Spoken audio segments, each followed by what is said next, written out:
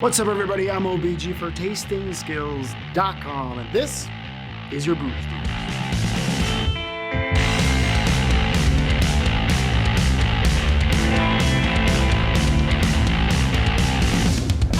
Before we jump into this week's show, do you want to taste like a pro? Go to TastingSkills.com and put your email into the magical box, and I will send you my free guide to the fundamentals of tasting. When you're there, you can also check out our tech sheet, t-shirts, and the links of all the things we love. Now, back to the show. NewJersey.com this week reported that booze fairies are leaving baskets of alcohol on doorsteps all over New Jersey. Now that's the kind of green fairy I like, pun intended. I don't know if these booze fairies listen to the Booze News, but after talking to some fairies on Facebook in my local Booze Fairy Facebook group, and no, I'm not kidding, I live in Las Vegas and there's a group. And I suggest that you go see if there's one in your local area, and if not, you should create one. And please donate and help. This is a real thing. And we need more booze fairies in this world. Now, I don't know who came up with this idea, but I love you. And the world sure does need more fairies so that this 2020 shit show can just keep on moving. This week, there's an insane auction at Sotheby's that is going on from August 26th to September 1st. I put a link below so that you could go to Sotheby's Whiskey auction and check it out for yourself. And wow, it's an insane one. With 267 lots of rare whiskey and other spirits like 263 Louis Trey Black Pearl 148th anniversary for only $13,500 starting bid. They only made 70 bottles. But lot number one, we have the Prima Ultima, and it's an insane line of bottles. The Clenich 93 26-year-old, Singleton Dufftown 88 30-year-old, Morlack 94 25-year-old, Lagavulin 91 28-year-old, Krakenmore 71 48-year-old, Talisker 88 31-year-old, Kola Ika 84 35-year-old, and Port Ellen 40-year-old. And that's without the actual other 50 lots of Macallan from 45 to 76. But there's the Kurosawa Geisha 36. Or what about a little Yamazaki 93 single cask? I mean, I could go on and drool on these for a few hours here, but I will let you go and drool yourself in the link below. And please, don't forget to let me know which bottle you would like me to review, since I'm probably never gonna get access to those. That's what we do. Drool.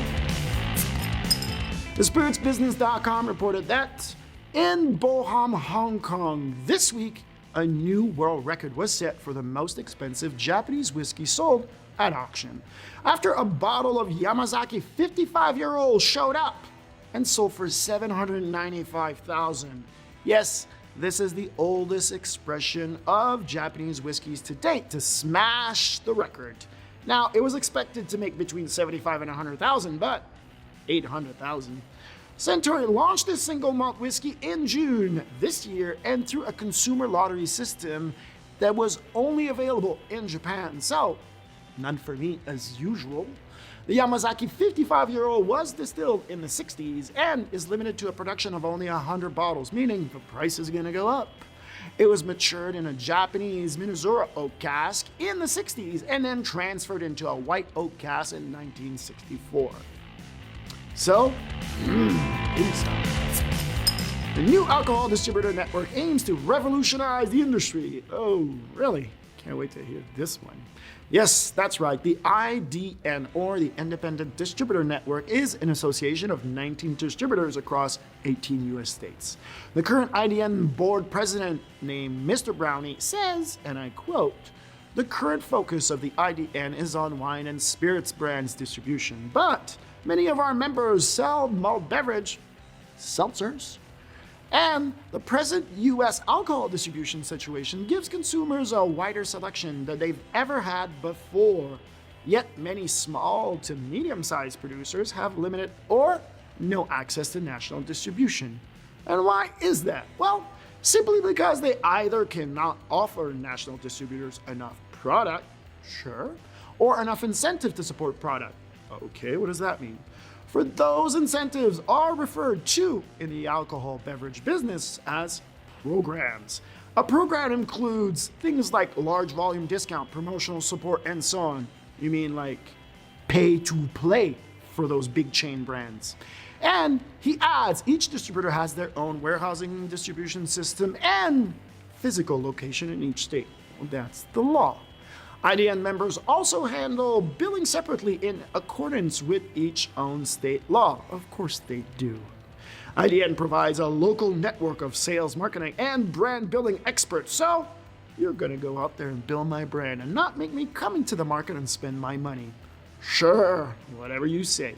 He also goes on to say that if IDN's plan to expand succeeds the current 18-state membership and may, with the next 2 years, to be joined by another 10 to 15 states, he will then move to sell to Southern Glazer or RNDC, right?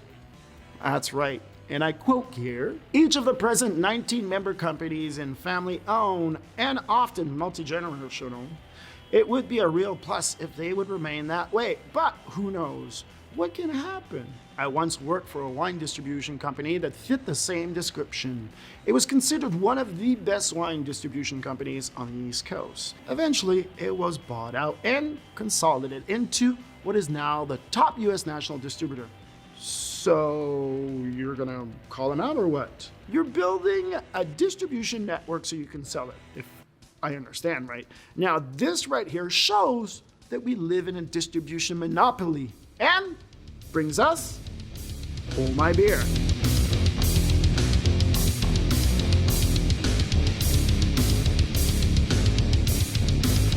Yes, and this week on Hold My Beer, your smartphone can tell when you've had too much to drink, detecting changes in the way you walk according to the Journal of Study on Alcohol and Drugs. Yes, having real-time information about alcohol intoxication could be important for helping people reduce alcohol consumption, preventing drinking and driving, or alerting sponsors to someone in treatment, according to lead researcher Brian Cifolletto, MD.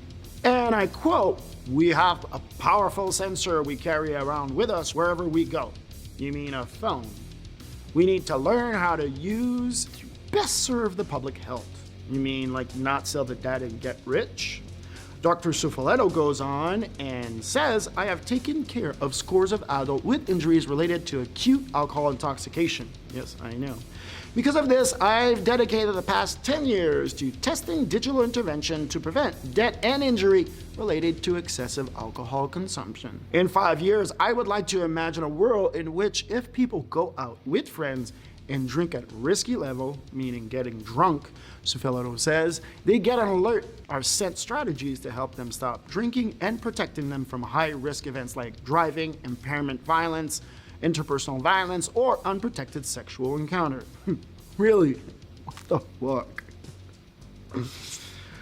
Going forward, Cifolletto and his colleagues plan to not only build on this research detecting real-world signature to alcohol-related impairment, but also identify the best communication and behavior strategies to influence and support individuals during high-risk periods, such as intoxication. So a few things here. I think this is a great idea, and I am for having this technology into the marketplace, and this is why. 1 in 8 American adults, or 12.5% of the US population, is now meeting the criteria for alcohol use disorder, or being an alcoholic, according to a study on August 11, 2017. That's 3 years ago. Do you think our consumption has gone down? I don't think so. That's 21 million fellow brothers and sisters that are battling alcohol abuse right now. So this is a good idea. And alcohol abuse is something that I take very seriously since I lose friends to it all the time. Yeah, I do. Yes, I've battled the bottle like most of my industry friends, and the most successful people I know in the industry are sober. 10 years ago, being a sober industry person would have been the biggest joke ever. But now, it's reality. Nobody wants to work with a drunk. They just don't. On the other hand, how long before the insurance company get the data and match it to the driving data they already have and completely stop insuring you? Ha! Oh yeah. Freedom never seems to stop giving, does it? And for Dr. Cifolletto, I am sure that he will never sell the data to get rich, right? Please. Anyway, that's gonna do it for me.